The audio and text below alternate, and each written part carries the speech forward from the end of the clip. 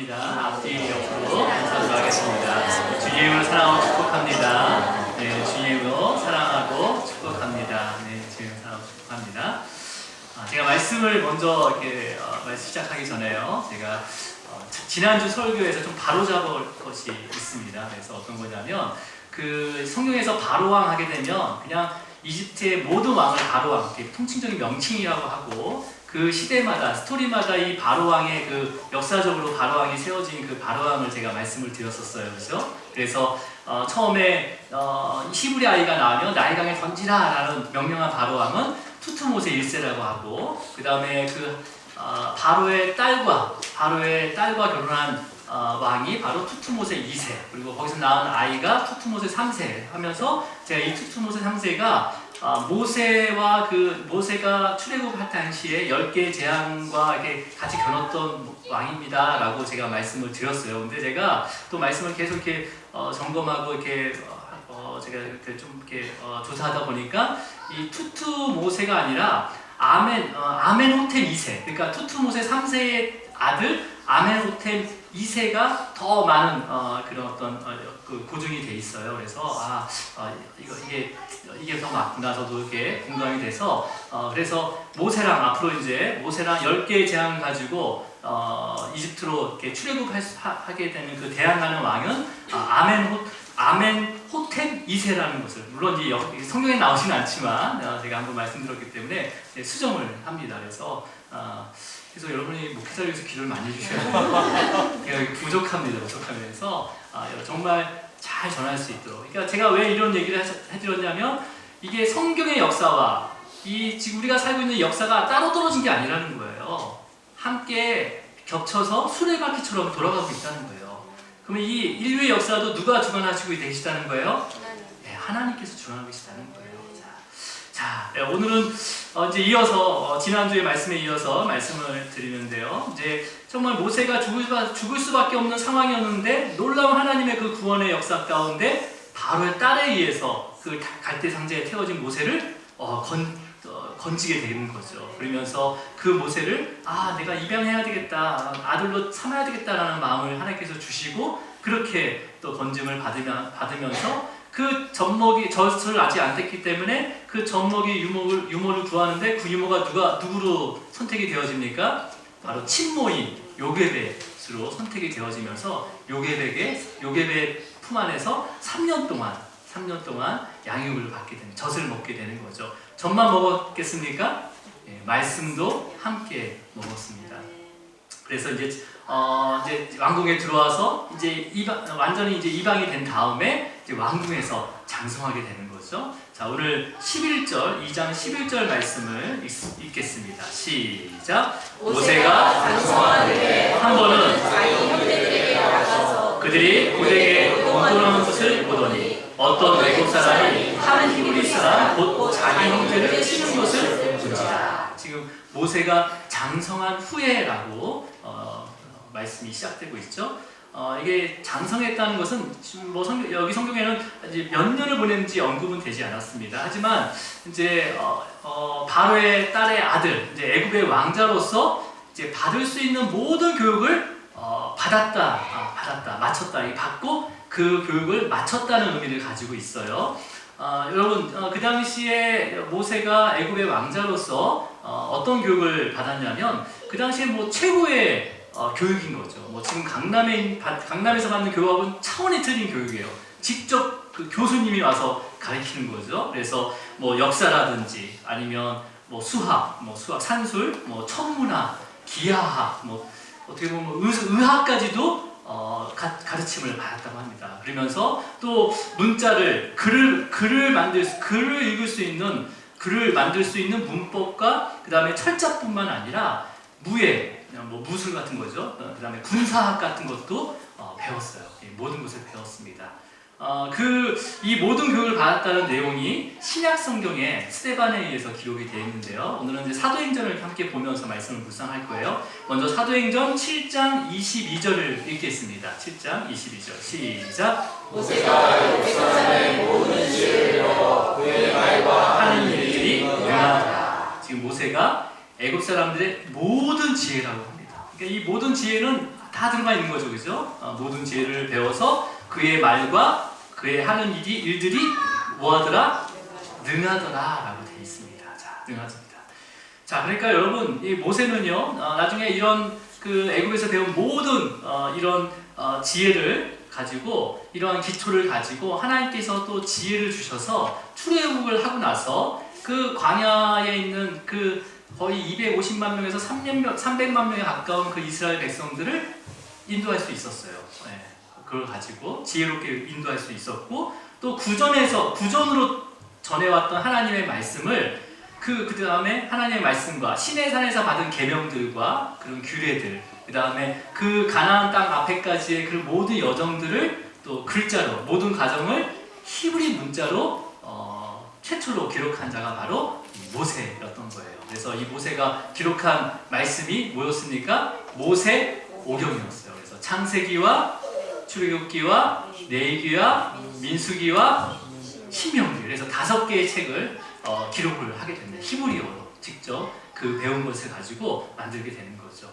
여러분, 그냥 여러분이 지금 현재 우리 학생들부터 작은 아이들부터 지금 뭐 나이가 많든 적든 지금 경험하고 배우고 그 다음에 습득하는 그 지식과 그런 재능들은 다 하나님께서 사용하십니다. 다 사용하세요. 네. 무엇을 하든지 여러분 죽게 하시기 바랍니다. 네. 그리고 최선을 다해서 배우세요. 때가 되면 하나님의 때가 되면요 하나님께서 그 작은 것이라도 크게 사용하십니다. 크게 사용하십니다. 이게 하나님의 방법이에요. 자, 그래서 그리고 또 이때 모세가 장성했을 때 어떤 마음을 가졌는지 또 사도행전에서 볼 수가 있죠. 자, 7장 23절을 이어서 읽습니다. 7장 23절 사도행전 시작. 나이가 40이 되매 그 형제 이스라엘 자손을 돌볼 생각이 나더니. 네. 지금 모세가 애굽의 왕자로 모든 교육을 받고 애굽의 모든 지혜를 배웠습니다. 그를 마치고 나서 40이 되었을 때 이스라엘 자손을 돌볼 생각이 났다라고 기록을 하고 있어요. 여러분 지금 이것을 봤을 때 이미 그 모세는요 자신이 히브리인이라는 것을 알고 있었다는 거예요, 그렇죠? 알고 있었고 그 다음에 애굽의 모든 교육을 받고 있으면서도 하나님의 그 약속의 말씀을 지속해서 들으면서 믿음이 자란 거죠. 그래서 그 믿음의 자람 가운데 자신의 정체성을 어느 정도 세울 수가 있었다는 거예요. 모세가 이렇게 정체성을 세울 수밖에 없었던 이유가 뭐였냐면 여러분 모세는 아마 자기의 출생의 비밀을 잘하면서 알았을 거예요, 분명히요, 그렇죠? 정말 그 바로의 그 명령 가운데 나일강에 줄 수밖에 없는 그런 운명 가운데 자기가 건짐을 받았다는 것을, 그리고 그것으로 인해서 바로의 딸의 양자로 들어갔다는 것을 알고 있었어요, 그렇죠? 알고 있었습니다. 하지만 순수 혈통인 그 바로의 딸의 아들이라 하더라도 왕위를 계승받을 수 있습니까? 없습니까? 왕위를 계승받을 수 있어요, 없어요? 순수 혈통의 그 바로의 딸에게 입양이 됐더라도 왕위를 계승받을 수 있어요, 없어요? 네. 왜 없습니까? 네. 히브리인이기 때문에, 왜냐하면 갈대상자를 딱 펼쳤을 때 바로의 딸도 그 아이가 히브리 아이다라고 알았어요, 그죠? 그리고 옆에 있는 누구도 알았습니까? 시녀들도 알았어요. 그러면 이것들이 이런 사실들이 그냥 정말 영원히 묻혀질 수 있는 사실인가요? 아니라는 거죠. 이미 어느 정도 다 알고 있었어요. 바로의 딸, 그 모세는 친자가 아니고 히브리인이다 라고 알고 있었다는 거죠. 그러니까 왕궁에 있으면서도 자신의 정체성, 내가 왜 이곳에 와 있어야 되는지를 계속 물었을 거예요. 고민했을 거예요. 그러면서 하나님의 말씀을 들었겠죠. 계속 들으면서 창조 때부터 노아와 아브라함과 이삭과 야곱의 이야기, 요셉의 이야기를 들으면서 내가 여기에 와 있는 이유, 그 중에서도 특히 그 아브라함과 하나님께서 아브라함과 약속하신 횃불 언약이 있었어요. 그 언약이 어떤 말씀인지 우리 한 번 다 읽도록 하겠습니다. 우리 창세기 15장 13절과 14절 함께 읽도록 합니다. 시작. 여호와께서 아브라함에게 이르시되 너는 반드시 알아라. 내 자손이 이방에서 개게 되어 그들을 섬기겠고 그들은 400년 동안 내 자손을 괴롭히니 그들이 섬기는 나라를 내가 승리할지며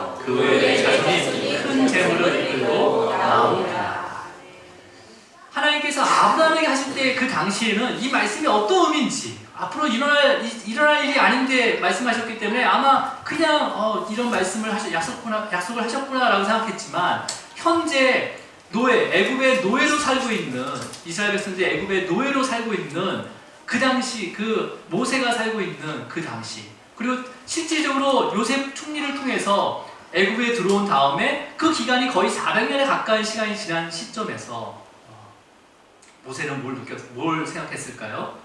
물론 모세 부모님도 마찬가지로 이 말씀을 들으면서 모세를 믿음으로 모세를 숨겼어요. 그죠? 그러니까 모세도 이 말씀 가운데 현재 내가 가지고 있는 현재 위치에서 이 지위와 능력을 가지고 정말 애굽에서 노예로 괴롭힘을 받은 이 이스라엘 백성들을 내가 돌봐야 되겠다라는 마음이 있었다는 거예요. 있었습니다. 여기서 돌보다라는 이 동사는요, 아버지가 그 가정을 돌보는 것과 같은 의미예요. 그리고 목자가 양을 지키고 돌볼 때 사용하는 단어가 바로 이 단어입니다. 그러니까 지금 자신이 이스라엘 백성들에게 뭐가 된다는 거예요? 아버지가 된다는 거고, 또 목자가 된다는 거고, 지도자가 된다는 거죠. 그죠? 네. 자, 이러한 마음 가운데 힘들게 노동하고 있는 그 형제의 모습을 보는데 어떤 애굽 사람이 자신의 형제를 때리고 있는 모습을 이제 모세가 목격하게 되는 거죠. 자, 그때 모세가 어떻게 행동하는지 다시 본문 출애굽기 2장 12절을 읽도록 하겠습니다. 출애굽기 2장 12절 시작. 좌우를 살펴 사람이 없음을 보고 그 애굽 사람을 쳐 죽여 모래 속에 감추니라. 이 사건을 통해서 모세는 도망가게 돼서 광야로 가게 되죠. 오늘 말씀의 제목이 뭔지 아십니까? 광야로 초대하신 이유. 쫓겨났는데 초대한 이유에 대해서 우리 함께 묵상할 텐데요. 여러분, 이 구절을 우리가 좀 이렇게 보통 읽으면 지금 모세에 대한 애니메이션과 영화 같은 걸 많이 봤기 때문에 정말 모세가 정말 의로움도 있지만 혈기도 있어가지고 정말 욱하는 마음에 그 애굽 사람을 쳐서 죽여가지고 모래 속에 감추었다라고 우리가 보통 이제 생각을 하게 됩니다. 그죠? 그 생각이 틀리다는 게 아닙니다. 근데 좀 더 정말 우리가 이 말씀을 읽으면서 정말 모세가 혈기가 없었다고 할 수는 없지만 진짜 혈기로 애굽 사람을 쳐 죽일 정도라면 누가 옆에 있든 없든 좌우를 살피지 않습니다. 혈기 있는 분들은 없잖아요. 저희도 진짜 내가 혈기 가운데 정말 누구를 죽이고자 하면요, 옆에 누가 있든 없든 상관하지 않아요. 근데 오늘 본문에서 뭐라고 되어 있습니까? 좌우를 살펴라고 되어 있죠. 여러분은 좌우를 언제 살펴요? 물론 차가 지나갈 때 좌우를 살피지만 여러분, 좌우 어떻게 할 때 살핍니까? 제가 좌우 살필 때가 있었어요. 초등학교 1학년 때쯤. 문방구에서 그 비밀의 카드가 있어요. 그래서 상대방한테 숫자를 생각해보라고 하고 이 숫자 구멍으로 막 맞춰가지고 이거 맞아 해가지고 마지막에 그 숫자를 맞추는 게임이거든요. 한 6장, 7장 되는 조그만 그 카드예요. 그것을 제가 좌우를 살피면서 문방구 주인 없을 때, 주인이 안 볼 때 제가 이렇게 가져왔던 기억이 나요. 물론 걸렸습니다. 그래서 1시간 동안 손들고 있었어요. 너무 착한 분이라서 다시는 하지 말라고 해가지고 제가 집으로 진짜 구원받은 적이 있어요. 여러분, 너무너무 부끄럽더라고요. 그 이후부터는 이건 할 짓이 안 되겠다고 생각을 했던 것 같아요. 그러니까 뭔가 의도가 있었다는 거죠. 뭔가 계획이 있으니까 좌우로 살폈다는 거죠. 그냥 혈기 가운데 그냥 애굽 사람을 친 게 아니라는 거예요. 여러분, 분명히 모세는요, 지금 신분이 뭡니까? 애굽의 왕자예요. 왕자. 그러면 그 당시 바로의 딸도 바로의 딸도 어느 정도 권력을 가지고 있었어요. 그렇기 때문에 애굽 사람 한 명 정도 그 당시에는 애굽 한 명 정도는 왕자가 실수를 죽였다라고 이렇게 좀 얘기하면 무마될 수 있는 그런 역사적인 그런 상황이었어요. 그죠? 근데 이 구절에서 모세가 광야로 도망갈 수밖에 없는 이유가 이 안에 들어가 있다는 거예요. 자, 먼저 좌우로 살폈다는 것은 먼저 어떤 의도와 계획이 있다는 거예요. 그죠? 자, 그것을 어떤 의도가 있는지 사도행전 7장 24절과 25절을 통해서 보도록 하겠습니다. 사도행전 7장 24절과 25절 읽습니다. 시작. 한 사람이 원통한 일 당함을 보고 보호하여 압제받은 자를 위하여 원수를 갚아 애국 사람을 쳐 죽인다. 그는 시작. 그는 그의 형제들이 하나님께서 자기의 손을 통하여 구원해 주시는 것을 깨달으리라고 생각하였으나 그들이 깨닫지 못하였다. 지금 모세는 그 마음 가운데 그 지금 같은 형제들이 원통함을 당하고 그다음에 그런 압제받는 자를 위해서 원수를 갚아서 내가 애굽 사람들을 쳐서 원수를 갚아서 내가 구원하겠다라는 마음을 가지고 있었던 거예요. 근데 그것을 깨닫지 못하고 있었다는 거죠. 다른 그 형제의 그 백성들은 이스라엘 백성들은 깨닫지 못하고 있다는 거죠. 그러니까 어떻게 보면 모세는 지금 자신의 지금 어떤 왕자의 위치, 능력, 그다음에 또 여러 가지 지식이 많이 있을 거 아니에요. 그러니까 지금 숫자적으로도 이스라엘 백성이 무지 많습니다. 애굽보다 많아요. 그러니까 리더만 제대로 서 있으면 이들을 통해서 내가 충분히 나올 수 있겠다. 애굽에서 나올 수 있겠다라고 생각과 계획을 가지고 있었던 거죠. 근데 그들은 깨닫지 못하였습니다. 근데 하나님께서도 모세에게 구원해 주라고 말씀하신 적은 없어요. 아직 이 본문에서는 하나님께서 모세에게 그 말씀을 기억나게 하시고 어떤 그런 인도하심이 있는지 모르지만 아직 정확하게 말씀하시지 않으셨어요. 그죠? 자, 여러분, 저와 여러분도 뭔가 계획을 할 때, 또 하나님의 계획을 할 때 보면 하나님의 뜻보다 평소에 내 생각을 더 의지할 때가 있어요.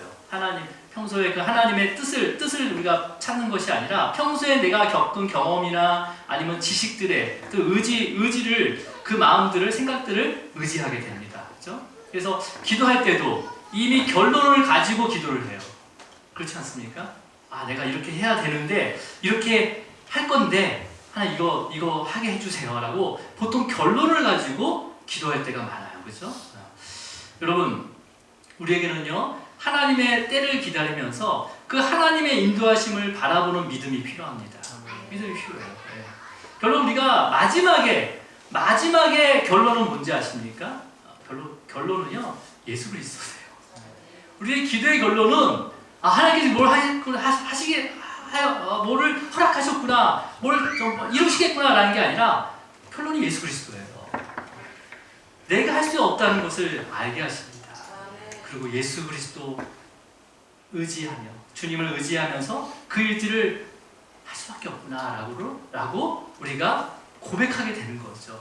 그러니까 모든 계획과 그 과정과 결론이 예수 그리스도가 중심이 되어버리는 거예요. 우리 기도의 끝은요. 주님이라면 어떻게 했을까? 주님이라면 이런 상황 가운데 어떻게 행동했을까? 라고 하면서 모든 결론이 예수 그리스도로 모아지게 됩니다. 이게 바른 기도예요, 여러분. 여러분의 모든 기도의 결론이 예수 그리스도가 되기를 주님으로 축복합니다. 자, 우리 12절을 이어서 읽도록 하겠습니다. 12절 다시 한번 읽을게요. 12절 시작. 좌우를 살펴 사람의 없음을 보고 그 애굽 사람을 쳐 죽여 모래 속에 감추라. 지금 좌우를 살폈어요. 그 다음에 뭘 봅니까? 사람 없음을 본다라고 돼 있어요. 그죠? 여러분, 이 사람 없음을 본다는 것은 그 주위에 아무도 없다는 것을 확인하는 것이 아니에요. 지금 현재 모세가 서 있는 곳은 어디에 서 있습니까? 지금 그 애굽 사람이 히브리인을 이렇게 때리고 있잖아요. 치고 있잖아요. 어디서 치고 있는 거예요, 지금요? 지금 노동을 하고 있는 그 현장에서 치고 있는 거잖아요. 그러니까 애굽 사람과 히브리 사람 이 두 명만 있는 게 아니라 수많은 히브리 사람들이 있고 그 사이에서 애굽 사람이 히브리 한 명을 때리고 있는 순간에 모세가 본 거예요, 그죠? 그리고 좌우를 살폈어요. 그리고 사람이 없음을 봤다고 합니다. 이 사람은 누굴까요? 실제로 이 구절에서요, 이 사람은 단수형을 씁니다. 사람들이 없음을 보는 게 아니라 사람이 없음을 보는 거예요. 이 사람은 누굴까요? 애굽 사람이죠. 애굽 사람이 없는지 보는 거예요. 그러면 주위에 누가 보고 있다는 거예요? 계속 동포들, 나의 형제들이 다 보고 있는 거죠. 그러니까 그렇게 그러면서 쳐 죽인 거죠, 애굽 사람을요. 자, 이 모습을 다 이스라엘 사람들이 목격했어요. 이때 모세의 마음이 어떤 마음으로 그렇게 했는지를 기록하고 있는데 히브리서 11장 24절과 25절 말씀입니다. 우리 함께 읽도록 하겠습니다. 시작. 믿음으로 모세는 장성하여 바로의 공주의 아들이라 칭함 받기를 거절하고 도리어 하나님 백성과 함께 고난 받기를 잠시 죄악의 낙을 누리는 것보다 더 좋아하고. 지금 모세가 장성했어요. 이 장성함은 애굽의 모든 것들을 다 지식으로 배우고 그 다음에 어느 정도의 권력도 가지고 있었던 거죠. 근데 지금 뭘 거절했습니까? 바로의 뭐라고 되어 있습니까? 24절 바로의 공주 아들이라고 칭함을 거절했어요. 거절하고 도리어 하나님 백성과 함께 고난 받기를 그 잠시 죄악의 낙을 누리는 것보다 더 좋아했습니다. 그러니까 이게 어떤 의미입니까? 지금 모세는요 그 말씀 가운데 이스라엘 백성들이 노예로 400년이 지난 다음에 해방시킬 것이라는 믿음이 있었어요, 그죠? 믿음이 있었고 그 다음에 그 믿음 가운데 바로 공주의 아들임을 거절한 거죠. 그리고 어떤 일을 일으키려고 결정을 했어요. 이 일은 물론 반란에 준하는 일이겠죠. 물론 애굽의 입장에서는 반란이지만은 또 하나님 입장에서는 그 약속의 말씀을 이루어가는 거기 때문에 그 일들을 이루려고 준비하고 있었다는 거예요. 그러니까 지금 모세의 입장에서는요 이스라엘 백성들과 함께 애굽에 저항하면서 어떠한 그런 희생과 고난을 치르더라도 이 약속대로 노예로 사로잡혀 있는 그 이스라엘 그 백성들과 함께 애굽을 나오겠다라는 마음을 가진 거예요. 자, 이러한 마음 가운데 지금 히브리 사람을 학대하고 있는 애굽 사람을 죽였어요. 근데 주위에 그 이스라엘 백성들이 반응이 있었습니까? 없었습니까? 네, 반응이 없었어요. 그렇기 때문에 모세는요 갑자기 두려워서 그 말씀을 믿음으로 그렇게 일을 행했는데 두려워서 모래 속에 감추게 됩니다. 자, 모세는 다음날 그 현장으로 다시 나오게 되는데요. 우리 출애굽기 2장 13절을 읽도록 하겠습니다. 시작. 이튿날 다시 나가니 두 히브리 사람이 서로 싸우는지라 그 잘못한 사람에게 이르되 내가 어찌하여 동포를 치느냐 하되. 지금 이번에는 지금 모세가 나와보니까 동족끼리 끼리 싸우고 있는 것을 보게 되는 거죠. 자, 근데 모세는 누가 잘못하는지 확인될 수가 있어요. 여러 가지 법들을 공부하고 여러 가지 상황들을 지식을 가지고 있기 때문에 판단할 수가 있었다는 거죠. 그래서 지금 후반절에 보면 그 잘못한 사람에게 이르되라고 하는 거예요. 두 명이 싸웠는데 누가 잘못하고 있다는 것을 모세는 분명히 알고 있었다는 거죠. 그래서 그 잘못한 사람에게 이르게 됩니다. 말하게 되는 거죠. 내가 어찌하여 동포를 치느냐라고 그것을 판결을 해주는 거죠. 자, 그러면 모세의 판결을 받은 이들의 반응을 한번 보도록 하겠습니다. 14절 읽겠습니다. 14절 시작. 그가 이르되 누가 우리를 다스리는 자와 재판하는 처하느냐 내가 애굽 사람을 죽인 것처럼 나도 죽이려 하느냐. 모세가 두려워하여 이르되 일이 칼로 되었더라. 지금 이들은 뭐라고 얘기합니까? 지금 모세에게 뭐라고 얘기해요? 누가 너를 우리를 다스리는 자로 세웠냐? 누가 너를 재판관으로 삼았느냐라고 지금 얘기하고 있죠, 그죠? 네.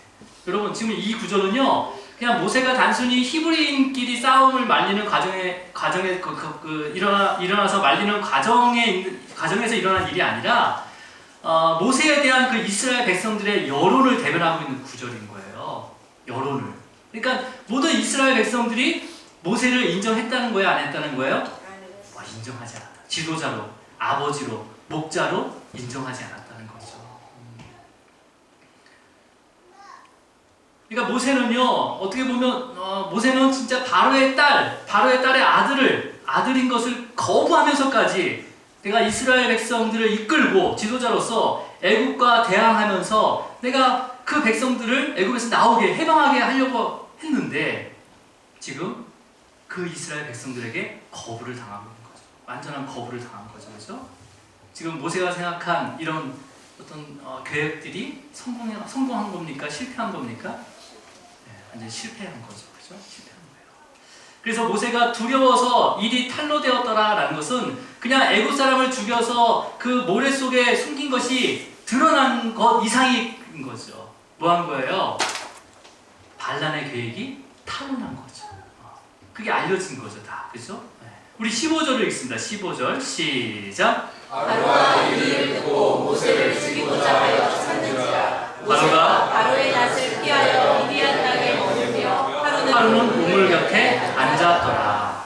지금 이런 계획들이 완전히 발각이 된 거죠. 그게 바로왕까지 알려지게 된 거예요. 그러니까 지금 그 당시에 한 나라를 이렇게 반란을 일으키면 어떻게 되죠? 그 사람은 사형이에요, 사형.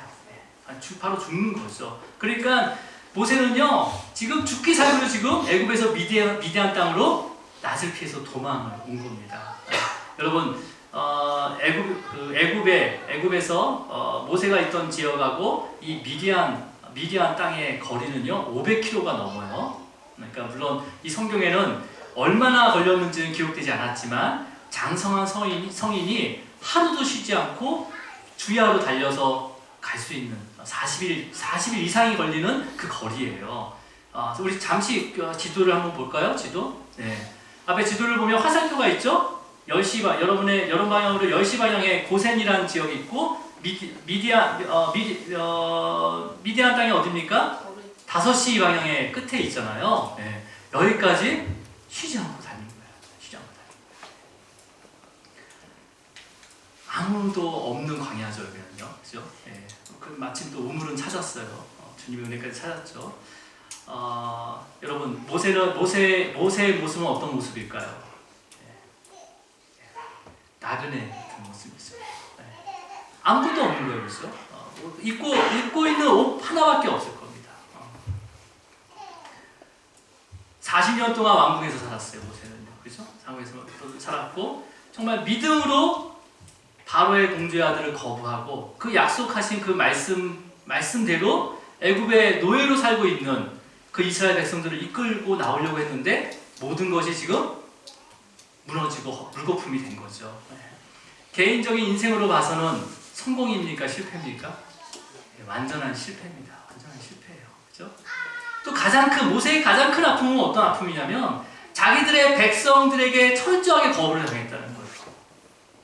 형제라고 부르는 그 이스라엘 백성들에게 철저하게 거부를 당했다는 상처가 모세에게는 지울 수 없는 상처입니다. 지울 수 없는 상처예요. 이 상처를 또 하나님께서 위로하세요. 그것은 이제 다음 주부터 어떻게 위로하시는지를 보겠는데요. 상처가 얼마나 컸는지 정말 하나님께서 내가 너를 택하시고 너를 이제는 이 애굽 땅으로 다시 보내서 그들을 구원할 거다라고 했는데도 그 상처가 너무 세서 그런지 절대 자기는 거기 못 간다고 얘기합니다. 그럼에도 불구하고 하나님께서는 모세를 설득을 하세요. 장장 3장과 4장을 통해서 두 장을 걸쳐서 하나님께서 모세를 그렇게 설득을 하는 거예요. 저 정도면 제가 뭐 하나님 될 일은 없지만 다른 사람을 찾을 게 더 빨랐을 텐데 하나님께서 끝까지 그 모세를 찾으셔서 새로운 모습을 볼 수가 있습니다. 자, 이제 말씀을 정리하겠는데요. 분명히 모세는 이 사건, 애굽에서 있는 사건을 통해서 쫓겨난 거예요. 광야에서 쫓겨난 겁니다. 하지만 이게 구속사적인 관점으로 봐서는 하나님께서 그 애굽에서 일어난 사건을 통해서 모세를 미디안 땅으로 초대하셨습니다. 초대하셨어요. 초대한 이유가 뭘까요? 먼저 미디안 땅은요, 보다시피 지금 시내산하고 가까이 있습니다. 그래서 지금 앞으로 40년 후에 이스라엘 백성들을 인도하기 위해서 먼저 그 길을 걷게 하셨어요. 그러면서 40년 동안 그곳의 기후와 지형을 또 숙지하도록 하나님께서 초대하신 거죠. 그 전에도 요셉이 야곱을 장례할 때도 그 야곱의 그 여정도 이 길과 똑같았어요. 자, 여러분, 그 다음에 왜 초대했을까요? 훈련을 시키기 위해서. 모세를 훈련시키기 위해서. 어떤 훈련입니까? 모세가 그 약속의 말씀을 들으면서 믿음으로 바로의 바로 공주의 아들됨을 거절했어요. 근데 그 시기와 그 방법을 하나님께 묻지 않았습니다. 묻지 않고 기다리지도 않았어요. 어쩌면 자기의 의를 드러내려고 노력을 했어요. 그리고 하나님을 의지하는 방법이나 아니면 기도하는 방법도 모르면서 모세 자신은 충분히 준비되었다고 생각하고 있었습니다. 여러분, 예수님께서는 능력을 충분히 가지고 있었어요. 모든 능력을 충분히 가지고 있었어요. 그럼에도 불구하고 때를 기다리셨습니다.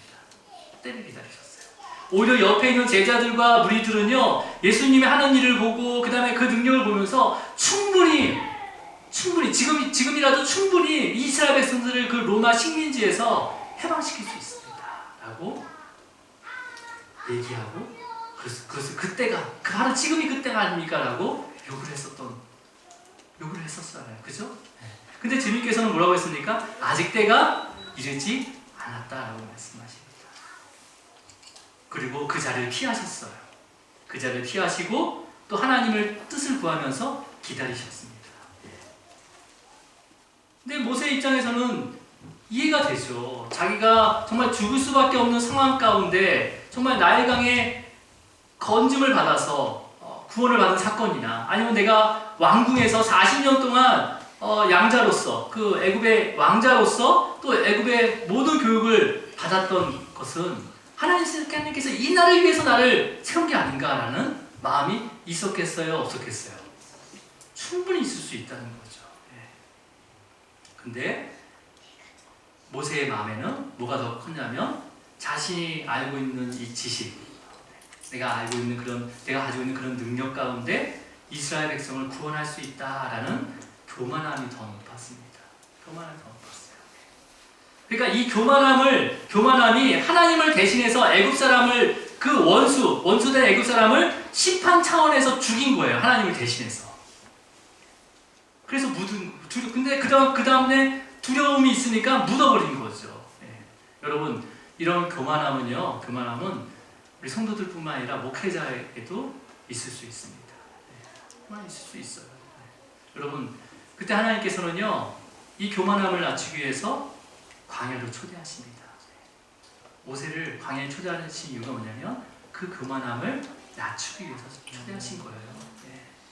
여러분, 구원은 하나님의 주권적인 사역입니다. 여러분, 저와 여러분은 구원을 얻은 것이 아니에요. 은혜 가운데 받은 거예요. 만약에 모세의 그런 어떤 일들이, 그런 반란들이 성공했다면 그들은 자신의 행위로 구원을 얻게 된 거죠. 그죠? 자신의 행위로 구원을 얻게 된 거예요. 아니, 그렇지 않아도 지금 이스라엘 백성들은요, 굉장히 교만한 자들이에요. 그러면 어떤 일이 벌어질까요? 그들에게. 아마 성공했다면요, 이스라엘 백성들은 광야에서 자기들끼리 자기가 잘났다고, 자기 지파가 더 낫다고 하면서 아마 싸우다가 멸망을 당했을 거예요. 여러분, 하나님의 자녀는 절대 실패하지 않습니다. 하나님의 자녀는 절대 실패한 인생이 없어요. 여러분 삶 가운데 크고 작은 어떤 광야에 있든지 먼저 주님을 의지하시기 바랍니다. 주님을 의지하시면서 정말 예수님께서 그 광야 가운데 말씀을 붙잡고 그 광야길을 걸으신 것처럼 여러분도 그 말씀을 붙잡고 또 기도하면서 그 하나님의 때가 언제인지를 믿음으로 기다리실 때 하나님께서는 우리의 모든 것들을 회복하십니다. 그리고 이전보다 더 높은 보좌 가운데 우리를 세워주실 거예요. 여러분, 크고 작은 그 인생의 광야 가운데 광야를 허락하신 이유를 묵상하시기 바랍니다. 밖에서 묵상하는 것이 아니라 내 안에서 묵상하셔야 돼요. 그것을 통해서 하나님께서는요, 우리를 낮추시고 다시 높은 보좌 가운데 세우기를 원하고 계세요. 여러분, 한 주간 묵상하시기 바랍니다. 우리의 삶 가운데 수많은 고난도, 수많은 광야 가운데 있었던 그런 현실 가운데 하나님께서 나를 어떻게 만들어 가셨는지, 또 앞으로 또 허락할 그 광야 가운데 하나님께서 나를 어떻게 지으실 것인지를 믿음으로 바라봐야 되는 거예요. 근데 그 믿음이 자라려면 어떻게 됩니까? 우리가 말씀 가운데 있어야 되는 거죠. 그래서 오늘도 그 말씀을 또 묵상하시면서 또 한 주간 정말 하나님께서 나를 광야 가운데 보내 초대한 이유를 묵상하면서 그 광야에서 승리하는 우리 성도님 되기를 주님으로 축복합니다. 기도하시겠습니다. 주님 감사합니다. 주님의 은혜 가운데 수많은 또 은혜와